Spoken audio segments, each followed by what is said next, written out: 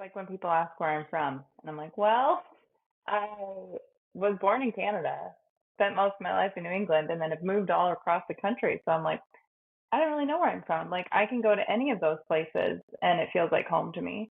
Um, and like, the cheesy saying of like home is where the heart is, but like it's really true. Home is where your people are. It's where like the love of Christ is. It's whatever you carry in your heart. Like that's where home is. So my name is Ashley. I am a mom, pastor's wife, and staffer at the MomCo by Mops International. I live outside of Seattle, Washington, and this is my faithly story. Can you just start by sharing your faith story? How did you come to faith? Yeah, I grew up in New England, and went to church somewhat regularly, but it wasn't a really big influence in my life as a kid. It's kind of something that we did every now and then. And then when I was in middle school, age 14, my parents got divorced. And that really shook my world as a teenager. Even though at that age I could kind of see it coming, I was just really at a loss. And so I leaned into friends, as many teenagers do, and thankfully found friends that were connected to a local youth group, and started going to church with them without my parents. That was really the last thing on their mind when they were going through their divorce. That I really needed community. And so I went to youth group with some friends and ended up going on a retreat, and accepted Christ at that retreat and really contribute youth ministry to, and my youth pastor, and my friends to really helping me find Jesus. And it really just came at such a pivotal point in my life. And then went on to go to the university that's connected to the denomination where I was attending youth group. And now my husband serves in that denomination as a pastor.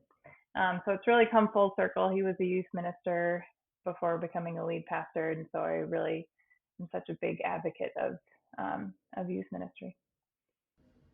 Yeah, that's beautiful because that kind of reminds me of my own story about youth group and how Mm, transformational it was. So, what was it at the retreat that made you finally convinced just to give your life over to yeah, Jesus?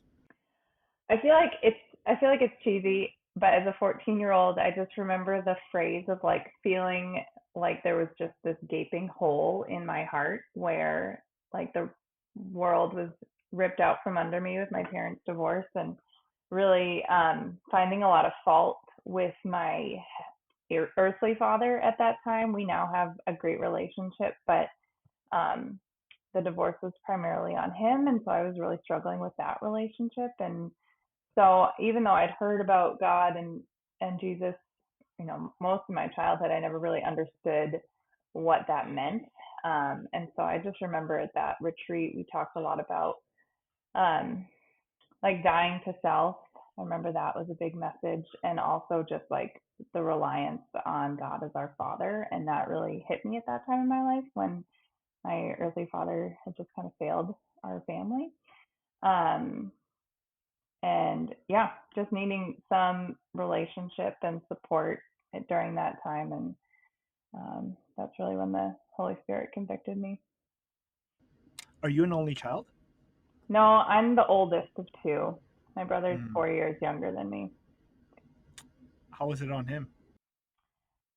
It was harder on him because he was 10 at the time. And so I think we both processed it in our own way. And even now, being married and having three kids, like after my third child, I really had to like re wrestle with some of what that means, and how that divorce affected me, and like growing up in high school as a single mom and what that looked like and how that shaped my perception of motherhood.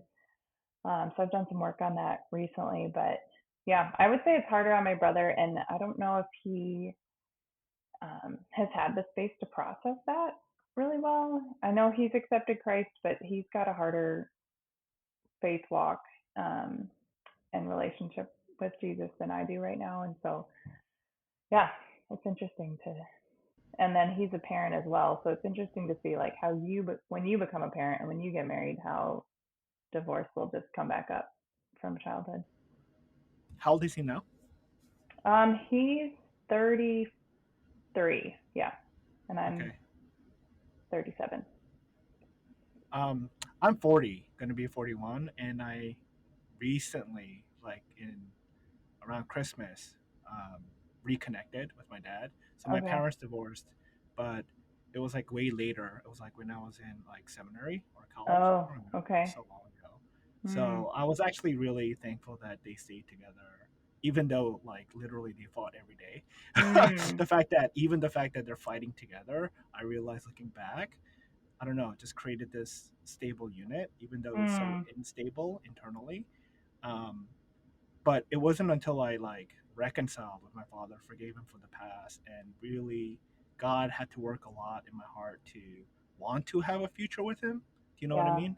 Like yeah, for the longest time, I thought, oh, I forgave him. I don't have any animosity, but there was like no room for him in my heart, and God mm, created that room through some suffering, and now like a huge weight came off my shoulder. I didn't realize I was carrying, yeah, and I think internally there was always this sense of like I wanted um, like a fatherly figure approval, right? mm, So that's why I always attached to like older men and whatnot. But I realized it was because like I had that kind of authority lost with my earthly yeah, father, and yeah, only when I reconnected, I was like, oh, that missing piece in my heart was just with my dad, and God mhm, kind of worked it. So all that to say, like I want to encourage you and your brother, like tell him yeah, like it'll take time and God will work it. yeah. And I think when that happens when you're in those formative years, it's tricky because you are relying on this person. And as kids, we often think like, I think maybe more so when I was growing up versus my own children, because when I make mistakes now with my kids, I apologize to them immediately. I tell them I messed up. And I think with our parents' generation, that wasn't so much the case. It's like my way or the highway. And I saw my parents as like not perfect because I knew they were fighting, but also I think I held my dad up on a pedestal. Like he was a airline pilot his whole career, super smart guy, like so generous to others, and still is. And but like that really shook me to find that like he had sin and wrong, and I was angry towards him, and so that was hard that I had to like it took years, and I did forgive him and reconcile, and now we have a good relationship, um but yeah, it's hard when someone like that in your life really like that pedestal is like taken out from under them, even though you're the one that built it. So you were mentioning how like it shaped the way you see moms, especially single Mm, moms with your mom. Could you kind of yeah. elaborate on that? Yeah. My mom is a super strong, independent woman, but not someone who like wears her heart on her sleeve. She actually is a New Yorker, so she's pretty thick skinned. And so she never like we never really and still don't have like a super open we'll talk about anything relationship, which has really shaped how I mother my kids. And I think like our generation we're learning to do a better job of like talking about our emotions, and mental health is on the rise, and it's normal to talk about these things where it wasn't when I was growing up. So that's really shaped my motherhood.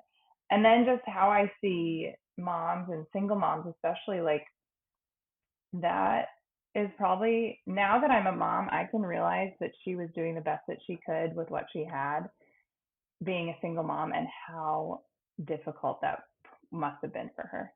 Um, because even though like I was pretty independent, my brother like we're really self-sufficient kids, and kind of had to be growing up with a single mom that was working full time. Like when, for instance, if my husband's out of town and I'm home alone with three kids and I'm like on my own for a week or so, like that is hard. And so I can't imagine her doing that all the time. And even before their divorce, he was a pilot, my dad. So like he was still gone a lot.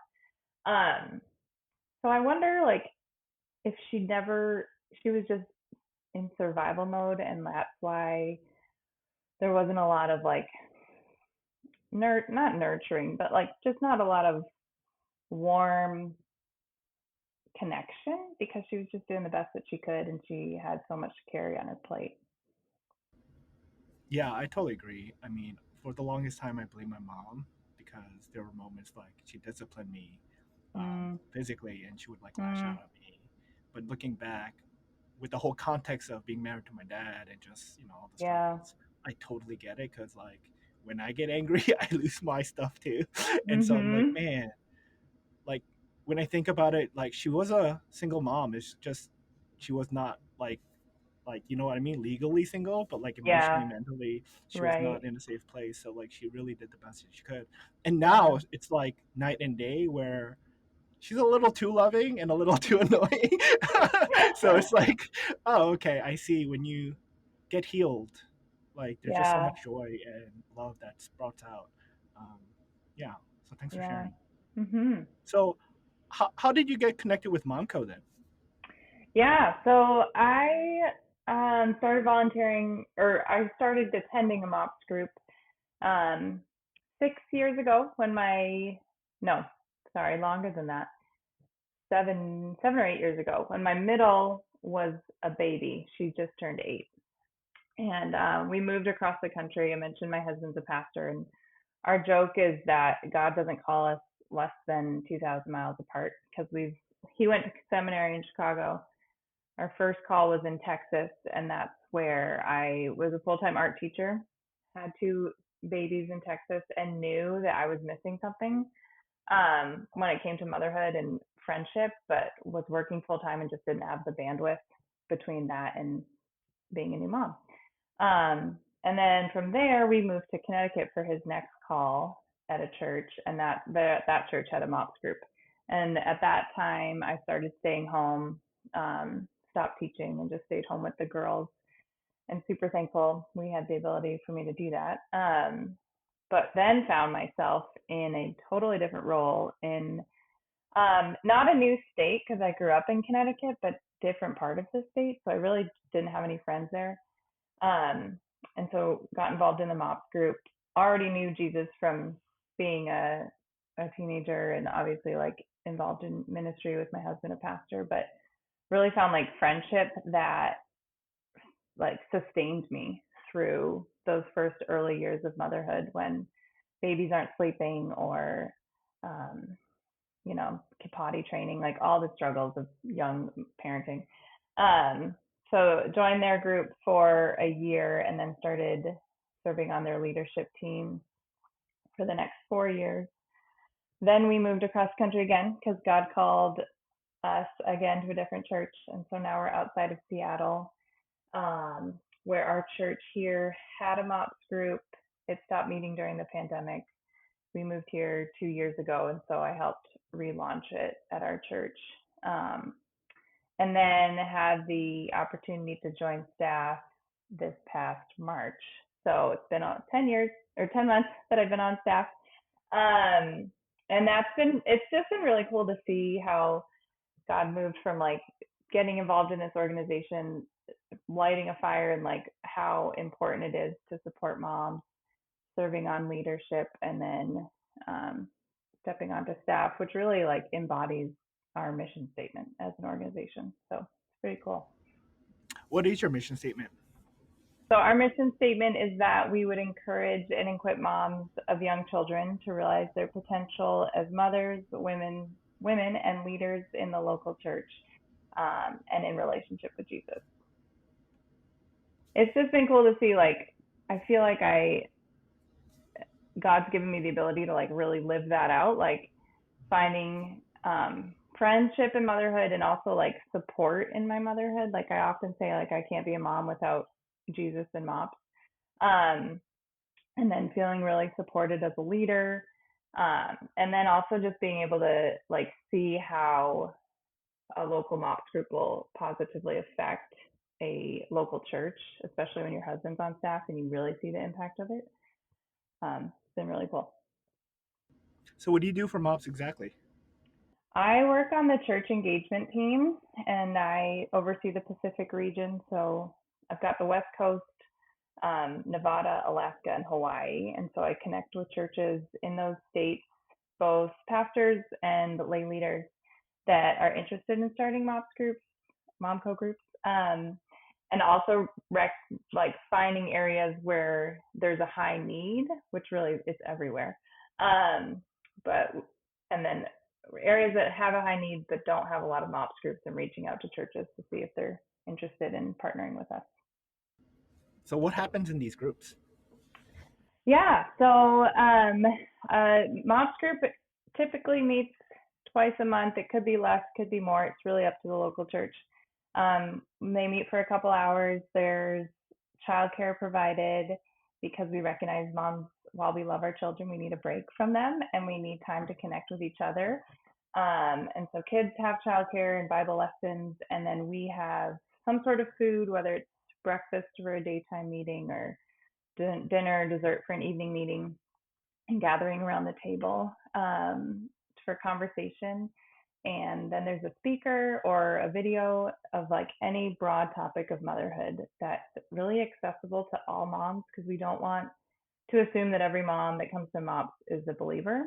And so we talk about things that really moms want to talk about or are already talking about, but don't really have the time or space to have like meaningful conversations about it, whether that's things like mental health or parenting or marriage, um, or worry, like all the big things of motherhood, even if it's like how to meal plan or how to like logistical stuff, and also like really emotional stuff.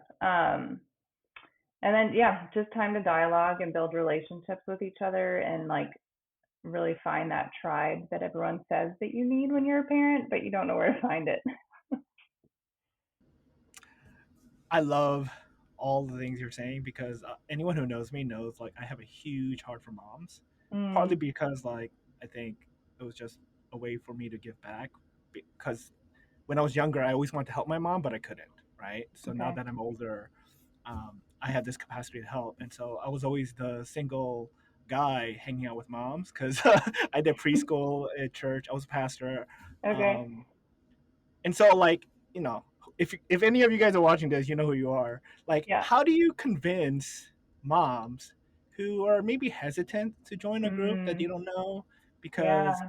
a lot of this is like it feels awkward joining a group that you don't know anything about, but like you Yeah. know that it would be so beneficial for them. So what would you Yeah. say to them? Um, I would say that if you're feeling lonely in motherhood, that you're not meant to do it alone, and really taking a brave step into community and friendship um, is really the best thing that you can do for yourself and for your family.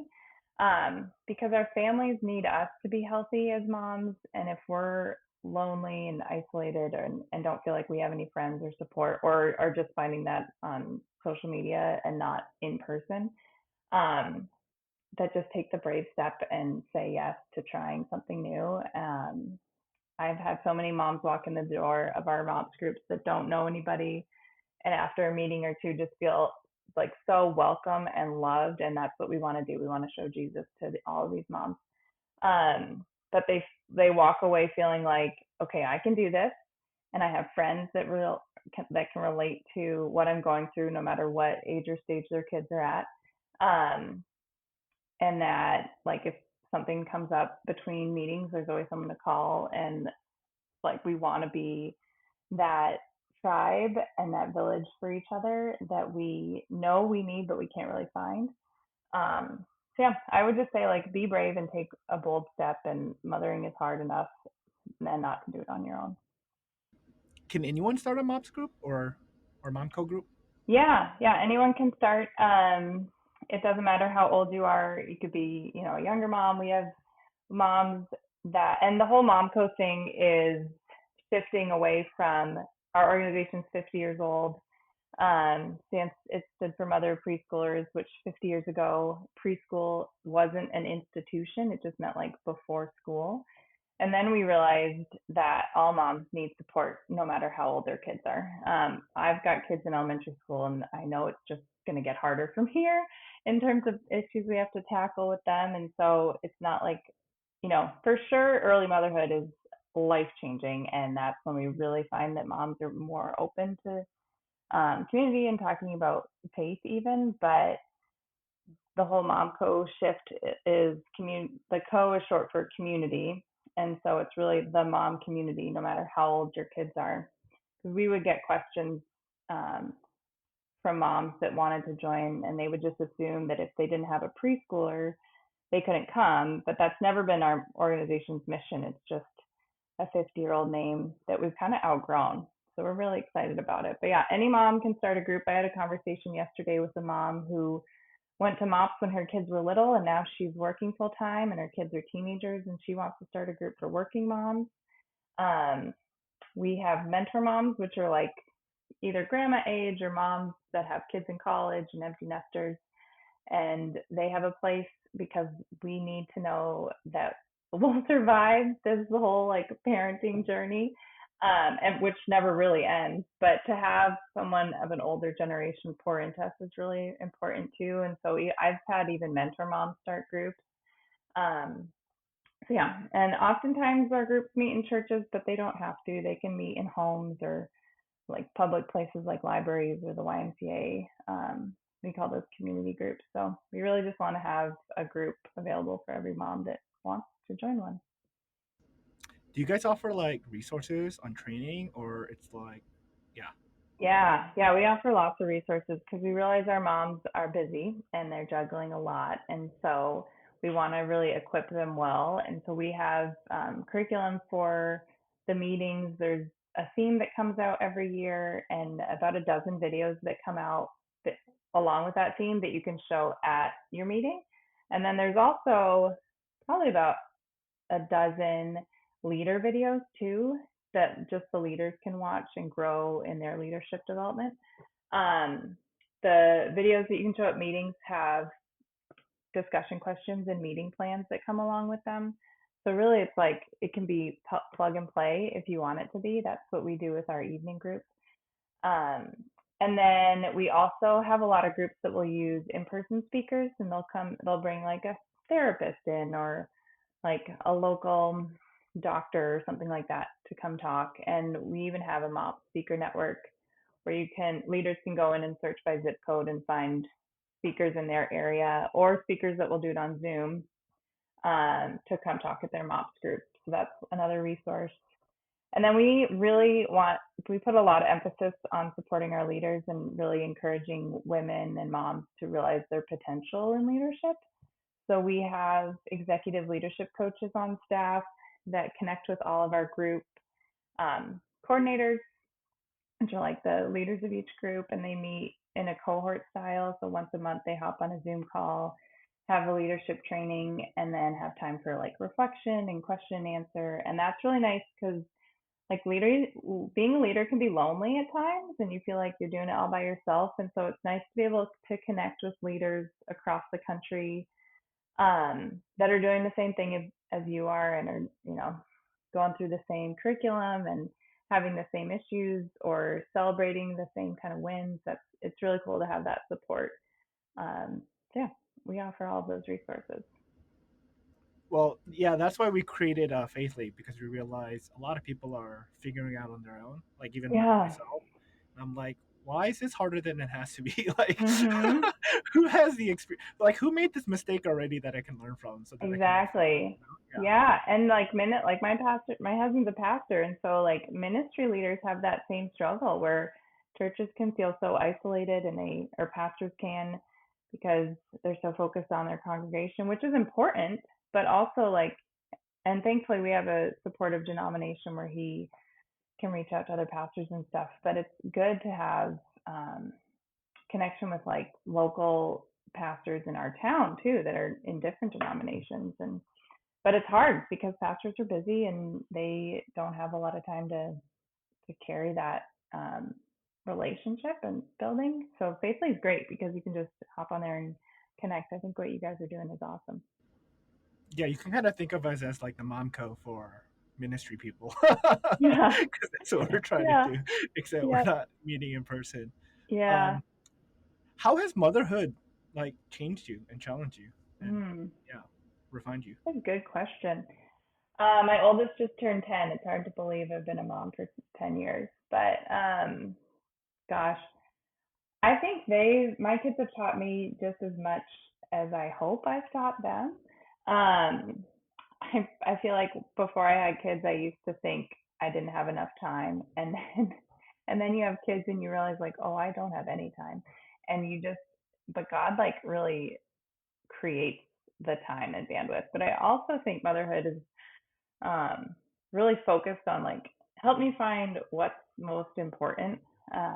I think growing up, I didn't have a lot of presence. Like my dad was a pilot, so he was gone a lot. My mom, as we talked about, single mom, trying to do all the things. And so I think I've learned a lot about what it means to be present with my kids. And I know I can do a better job of this. But it's taught me like to just to slow down and enjoy the stage that they're in. And I know that every stage is difficult, whether they're not a baby that's not sleeping or my 10-year-old that's got a preteen attitude already. Um, there's sweet spots in every season and stage too. Um, and I think my husband does a really good job of this too, but just learning like what it looks like to have fun again and to see the world through a kid's lens um, is a lot of fun too. I totally agree. I think one thing God is repeatedly reminding me throughout this last year is what it means not just to have a childlike heart, but a childlike curiosity. Mm, And like I didn't really understand what that meant until like I met my nephew. It's funny because my nephew, he's gonna be 7 soon, okay. and his first year, like to be very very frank, I didn't care about him because he was just some lump cute Yeah. baby that I didn't have an attachment to, right? Right. And then it was after like I took some time off and I just had a lot of time.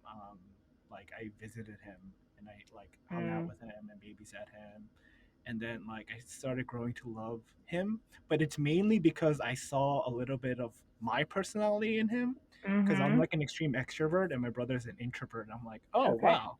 And more as he like grows, I'm like, oh, that's so fascinating because I'm learning so much about myself with him and his Yeah. interaction. And now that Mhm. he's like 6 and 7, he's always like, "What's that? What's that? What's that?" And then I'm always like explaining. I'm like, "Oh, that's kind of like how we are to God. Like, what's Yeah. that? What's that? You know?" Yeah. Because it's not like a "Why are you doing this?" or like a judgment against my intent, but it's more of like, "Oh, I have no idea what that is or why you're doing that. Can you just explain it Mhm. to me?" And I'm like, Mhm. "Oh, when I approach like scripture and the world that way, like." I don't know. He just kind of gives me this understanding, and I've been learning Yeah. so much that way. Yeah. It's cool having three kids. I mean, it's a lot of work having three kids, but it's also really cool because they have such different personalities. And when they, especially my girls, when they were younger, I thought, well, they're pretty similar. And as they got older, I was like, okay, they are so different. And I can see so much of me and my middle daughter, and so much of my husband and my oldest, and how we connect with those two is different. But I also need to realize I need to pour into my oldest too, and there's definitely things that she does that are a lot like me, but it takes more intentionality with her because she's so much more like my husband. um but and then there's my son who's like this high speed mix of both of us, and he's a lot of fun, but also yeah, it really shows like the beauty of God and how our though their three very distinct personalities reflect different aspects of God and different aspects of their parents. Um, yeah, it's just that like collective, beautiful humanity in one house. A running joke I had with one of my friends.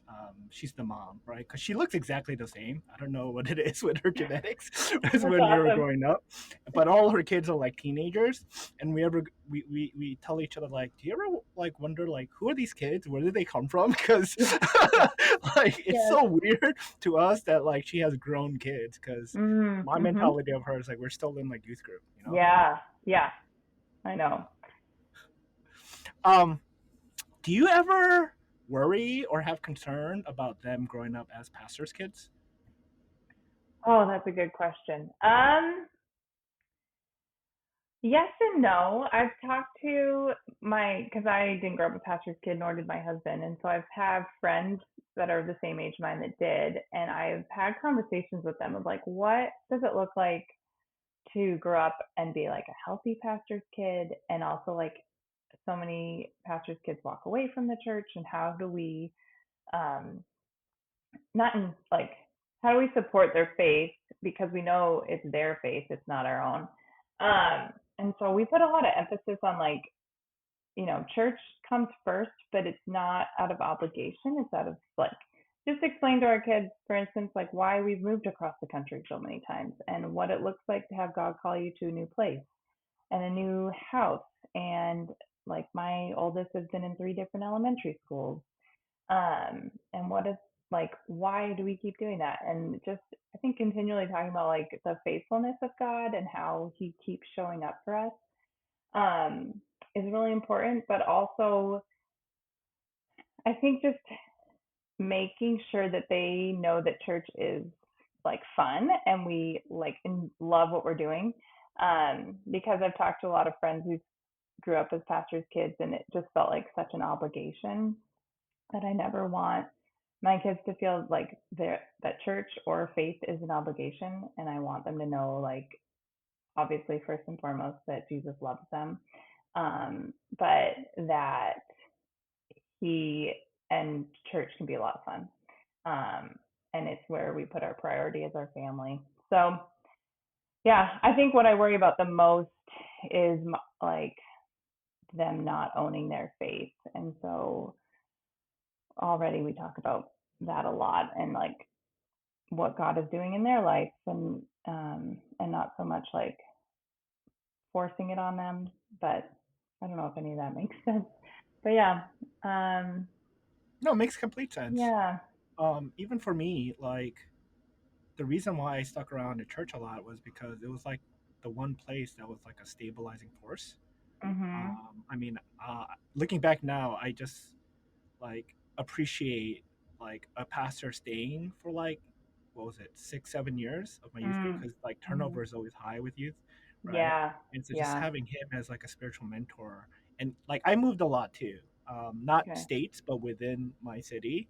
So Okay. I was changing schools too, and the tough part Yeah. was when your friends constantly change, Mm. right? And when you're at that age, like I grew up without like cell phones or like the internet, so like you lose Right. touch very quickly. Yeah. Yeah. But the only friends that stayed the same was at church, and so Mhm. that really helped a lot. Yeah. So I'm curious as to like for you and your kids, are they feeling the effects of, huh, I lost touch, or because we live more in the technological age, they're able to Mm. keep close? So how's the Yeah. friendships with your kids? They have a few friends that they keep touch with from Connecticut when we moved a couple years ago. They write letters more than they do. Like I did sign my oldest up for like Facebook Messenger Kids, whatever, and she'll use that every now and then. But that's more it's more like her old school mates from last year versus across the country friends. And I guess we just have to like we're teaching our kids to be intentional with both like writing letters and also like touching base because they don't have their own phones. They have to use ours if they want to like use Messenger Kids. Um, but I think the really cool thing about moving across the country for ministry is that you have that built-in community when you get there. Like I can't imagine moving across the country for any secular job and having to find that community. Like it can be done. Obviously, people do it, but it's such a blessing to just have that family of believers that like want to welcome you in and want to get to know you. And thankfully, like especially at our church right now, we I don't feel a lot of pressure as a pastor's wife to do X, Y, and Z. My kids do not fit the mold when it comes to like well behaved, proper pastors' kids. Like they are high energy, um, outgoing children. And my church family will often say after Sunday morning, like it's so good to see them, and they like love my kids for who they are, which is such a blessing. Like they're never um, like talked down to because they're not behaving properly because their dad's a pastor. And they even this past Sunday, I was feeling pretty under the weather with a migraine and really didn't feel like going to church. And my kids were up and dressed and ready to go to church before I was, which I was like, okay, we'll go. Because like who doesn't want that for their kids? And so it's just been really cool to see like that's a place they want to be. And if we're ever sick or out of town, like they really do miss their church friends. And yeah, and those have been consistent with the recent in town moves, which has been a total blessing. Um, I have a personal question. Not that all these are personal anyway, Right. but you mentioned how, like, the divorce shaped, you know, um, kind of just your thinking and your worldview. Mhm. Because for me, um, yeah, I really feel like it. I don't know in good way or bad ways, but it did definitely influence me in how I saw a significant other, right? Yeah. And like I didn't realize I had all these attachment issues and abandonment Mm. issues. Okay. So for you, like navigating that and meeting your husband, like did it Yeah. affect it or did it like help? Like how was that? Yeah. We talked about that like right off the bat because he comes from a total different upbringing. His parents were happily married. His dad did pass away 13 years ago to cancer right after we got married. And so that rocked us in a totally different way. But when we got married, we said like divorce is just never an option. Like I learned from my parents what I don't want to do, which I think a lot of us do that. But that like marriage is going to take a lot of work and there's going to be hard seasons and there's going to be easier seasons. And even right now, he's like sick and what's he's gonna kill me for this. He was snoring in bed last night, which he never does. He is like solid, quiet sleeper. And I had to sleep on the couch last night. So I'm like, I can't sleep next to you. And he woke up this morning and he was joking. He's like, but for illness, what is it called? For better or worse, for health and sickness. And I was like, you can be sick, but I don't have to sleep in the same bed as you. Um, so anyway, like there's gonna be hard seasons. Like right now, like ministry is really hard for us right now, and we're going through our own hard season. And we've just learned in these last few months to lean into each other even more, and that Satan is real and he is on the attack for. Honestly, I've been Okay, noticing technology fail more and more, which convinces me we're yeah, closer to the end. right. Okay, so as I was saying, yeah, so we're going through our own hard season, and we've just learned to lean into each other even more, like praying together a lot more than we did before this hard season. Reading scripture together, like even communicating better, which has been our biggest struggle in our marriage is communication. Um, and also that like the enemy wants to win, especially when you're in ministry. Like he's a pastor, I serve for a non-Christian nonprofit. Like he's on the attack, and when we can recognize that and realize like, no, Satan, you're not going to win.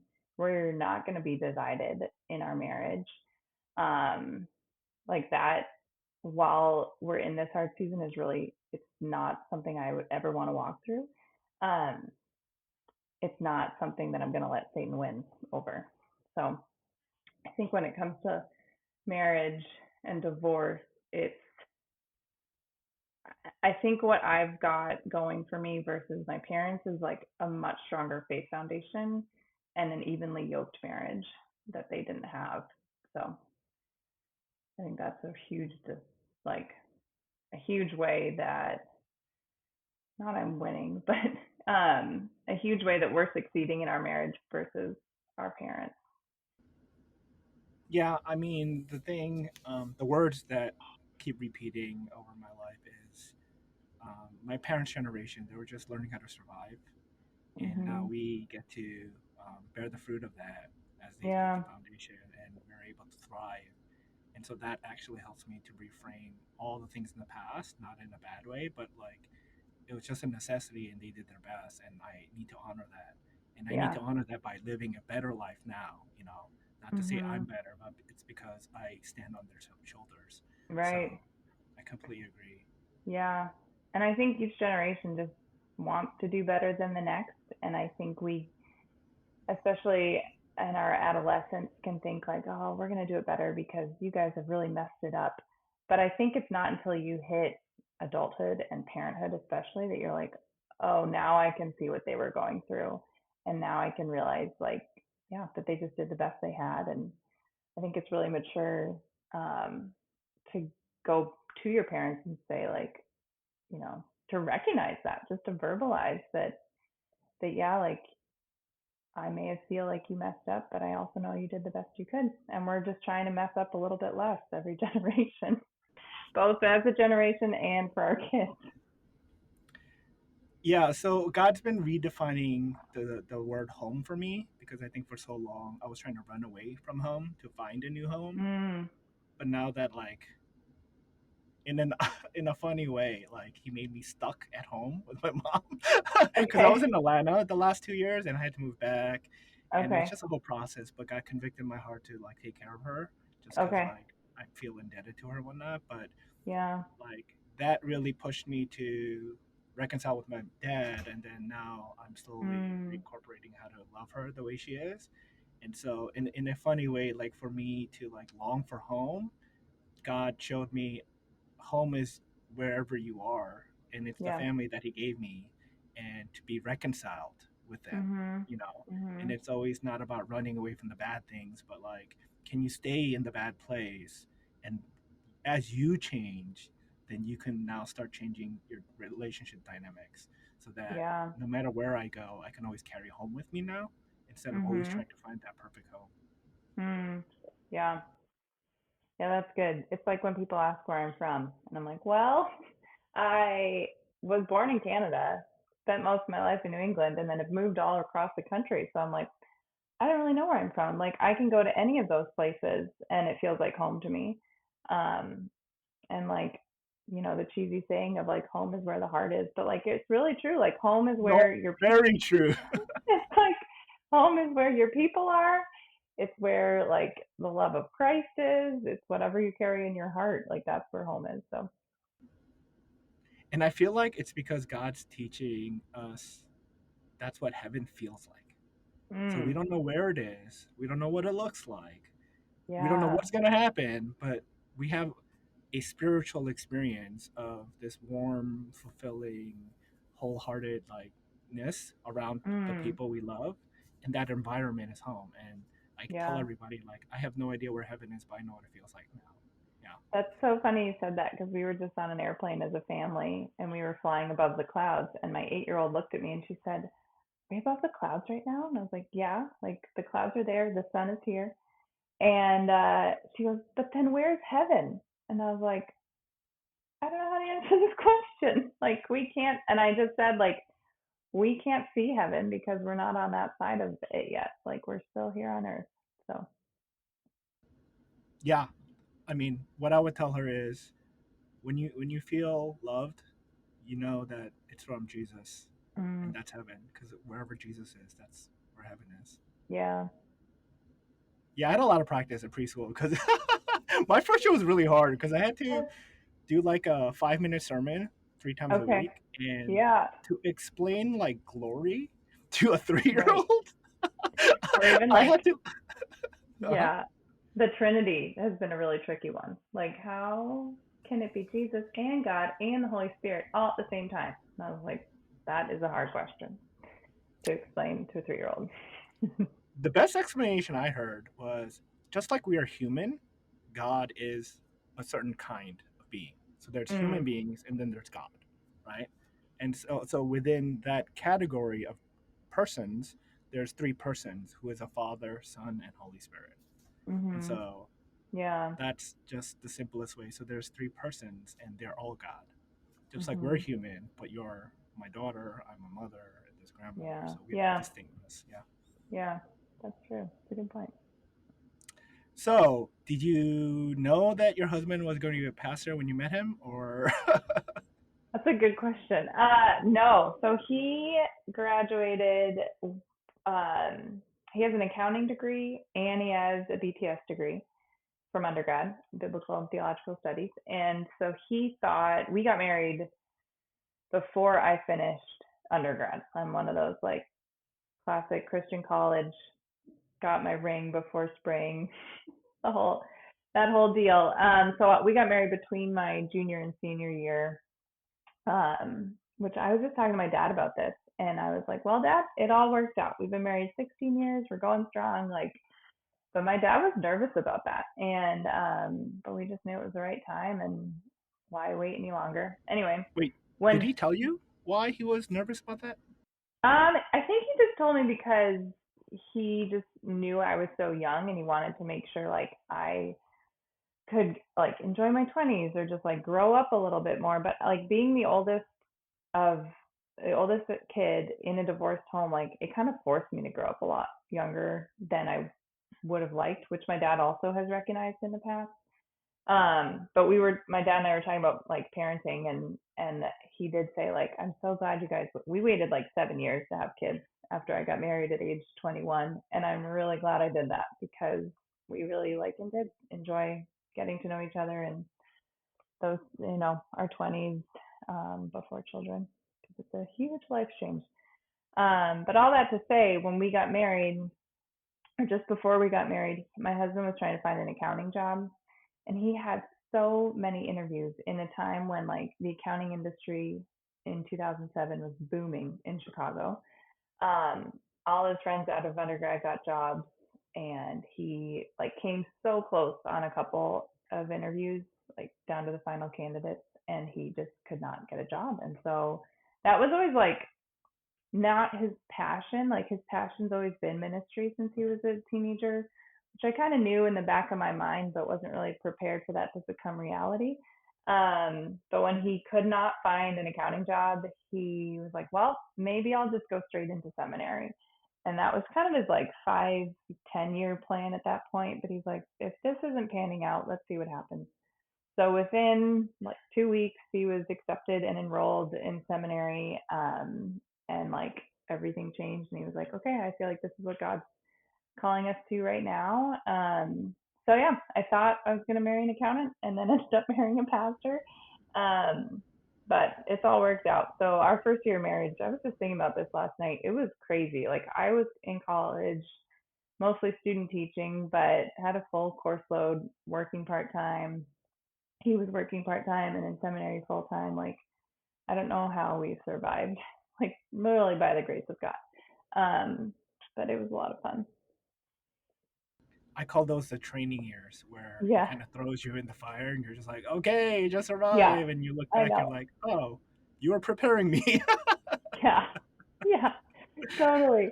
Like I don't know how we paid the bills back then and didn't only eat ramen noodles, but we did it, and it was fun. Yeah, so he did seminary. He got his master's of divinity in 3 years. He went like year round through the summers, and then went straight into ministry after that.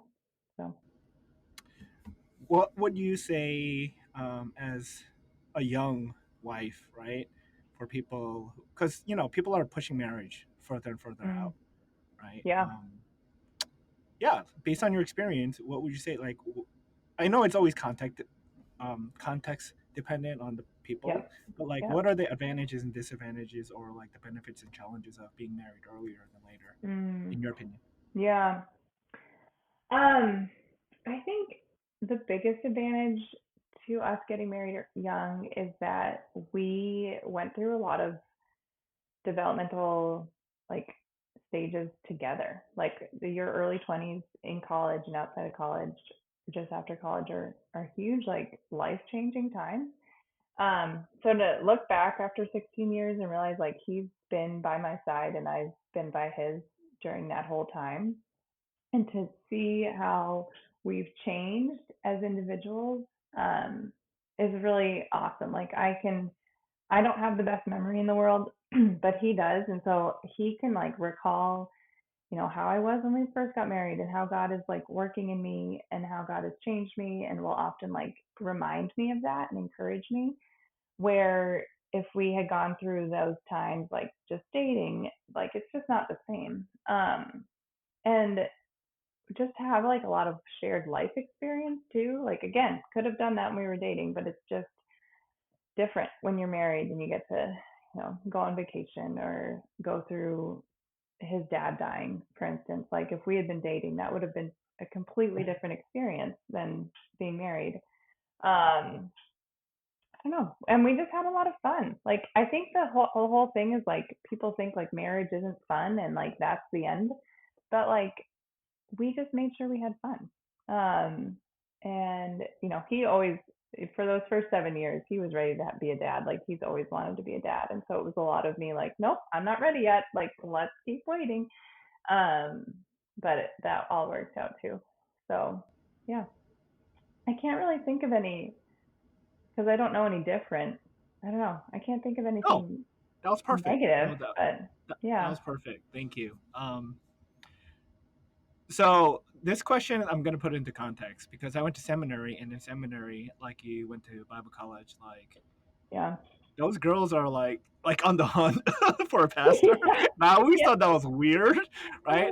But on the flip side, yeah. like there are Christian girls that are like so like hesitant against Mm, like mm, marrying a pastor. So there's these two extremes, and okay. both of them are sometimes really overwhelming. Of like, why do you think that way? Can we just be like Mm, friends, get to mhm. know each other, and it's Right. not about like what you do? Um, yeah, what would you say to somebody who's like only looking for a pastor, or someone who's like Mm, hesitant being a pastor with mm, you, not thinking you're marrying a pastor, but he became a pastor and yeah. now you're living his Yeah. life? I think I think I would say like put some self-reflection on yourself and your own personal identity and not tie it to someone else's because like pastors are walking away from the church like left and right and so like why would we put why would we focus on like I want to marry a pastor, not like find the person that's right for you? And that's what we did. Like he's completely the right person for me. And he just like happened to do a major right turn in his career kind of too late. Like we were already like committed to each other and it's not like I could back out then. But I also think like I think in the early years of his ministry and our marriage, I did a lot of pushback when I would like be introduced as the pastor's wife and I didn't want this like you know, instant connotation of what my life should look like or how I should act. And I think, especially at our church now, like it's just such a healthy place where I can just be Ashley. I'm sure people see like they still see me as the pastor's wife, but not like the typical traditional pastor's wife of our parents' generation. Um, and so I would just say like don't look at it as either it's the worst thing in the world or it's the best thing because like ministry is hard, being a pastor is a super hard calling, and so I would say like find your foundation in your relationship first and who God has called you to be and who God has called your marriage to look like and like find that foundation in Christ in your marriage, not on jobs or titles or anything because all of that can change and really the only constant is Jesus. So why Amen. not found our marriage on that? I'm gonna end this podcast with a few or a couple of questions. Sure. What is your fondest memory from childhood? Hmm. Oh, that's a good one. Um, I spent a lot of time in the summer with both my aunt, she lived on Long Island, and my grandma in Canada. And I think my parents gave me the gift of being with those relatives, and they also gave themselves the gift um, of giving themselves a break once, for a week each summer. But those are some of my fondest memories, and I think that gives me a lot of comfort. And when my son like spends extra time with his grandmas right now because I'm working full time and he's still in preschool, like instead of finding guilt that I'm not with him all the time, I'm finding like, he's making memories with his grandma that are going to carry him through. And I've got those similar memories with those relatives in my life. And so that was just like the highlight of my summer each year, especially my aunt in Long Island. Like she was a lot of fun. She didn't have her own kids, she passed away pretty recently, and I just like have such fond memories of like ways that she would just make my time with her fun. That as an adult, I'm like, that really probably wasn't that much work, but I thought it was the best thing ever. Like whether it was like the beach or the pool or just like going shopping for a whole day, like it was it was a lot of fun. So we just hang out. Yeah, just really like hanging out and having one-on-one time with my aunt and like go figure my love language is quality time. So I think that's speaks to why that really made an impact on me. Is there anyone you would want to reconnect with that you lost touch over the years? Mm. I lost touch with a good number of my high school friends. Um, and I am just in awe of the people that like are still really good friends with their childhood friends. So I actually, my best friend from high school lives in Portland, so not too far from me, and we are gonna have the chance to be together in May after a long time of not even hearing each other's voices. Um, and so I'm really excited to look forward, or I'm looking forward to reconnecting with her. And she just became a mom a little over a year ago, which is wild. Like she really did like delay marriage, delay parenthood, all the things. And so I'm really excited to reconnect with her, just in a totally different context of being mom. So That's awesome. yeah. One last, well, not last question, but like one last personal question. If you could have dinner with one person that's living or dead, who would you be? And Mm, not Jesus. okay. Okay. One person living or dead. Oh gosh. Okay, so I love The Crown, the Netflix series. Yes, So I would yes. probably say Princess Diana. Like because I remember I heard that she died, and like even though I'm not British at all, like she just had such an impact on people. But also watching that show and realizing like, oh man, like it was not all sunshine and roses, and she went through so much stuff. So yeah, I'd want to have What would dinner you with her. ask her? Just like, oh gosh, I think I think like how would you like self I don't know. I'd ask her like ways that she could do better at like, taking care of herself.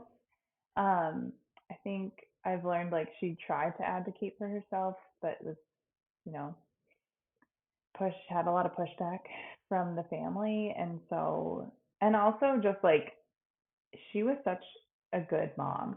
And I think I would probably ask her questions about motherhood. Like, what do you enjoy about being a mom? Um, what was hard about being a mom, especially in the position that she was in. And I think like, what would you do differently? Especially, you know, she died at a pivotal time of her son's ages. So, like, what would you tell them now that you missed out on telling them when you were alive? Things like that. Yeah. That's great. Thanks. I'm gonna steal those questions. Me What are too. you What are you hoping for at Faithly? Um, just better connection amongst believers and church leaders and um, yeah, just people in ministry that feel like they're doing it alone. Um, connection. And I think also in moving across the country, I've found like the nuances of the different pockets of our country and culture and things like that. And so learning more about West Coast culture where I am is very different than the other parts of the country I've lived in. And also learning like what the needs are from pastors and church leaders that we at MomCo could do a better job of equipping them with or um, helping them like meet the needs of their community. So I'm just really excited to connect with people. And how can we be praying for you and your family? Mm. As I mentioned, we're going through a hard time in ministry. And so just be praying that God's faithfulness continues to show up, that God keeps showing up. And so praying for that, um, and that this year would just be fruitful in our ministry. Um, and also just our kids, like they're ever changing. Like as a parent, you just always feel like you're playing catch up on what they're going through next. And so I would say like pray for my oldest. Um, she is a super genuine, loving kid, but having a hard time with like math and phonics um, and just how I can best support her in her academics when she doesn't love it. Um, and then my other two kids just, yeah, like how to best parent them in the ways that they need. And also, like, I was thinking about the other day how our parents have to discipline each kid so differently and parent each kid so differently because of their different personalities. So how can I better um, be flexible in my parenting with each of my kids, but also be fair and also like just show Jesus to them every day. I didn't really study until like junior year of college, and I didn't finish a book until seminary, so you'll be fine. I turned out That's okay. good. So just encouraging you. Yeah. It's a life is very long, you know. So there's Yeah. that. Yeah. Yeah. For sure. Well, thanks for this. It was great Yeah. talking to you. Thank you. It was really good to talk to you too. That's it for the podcast. Bye, guys. All right.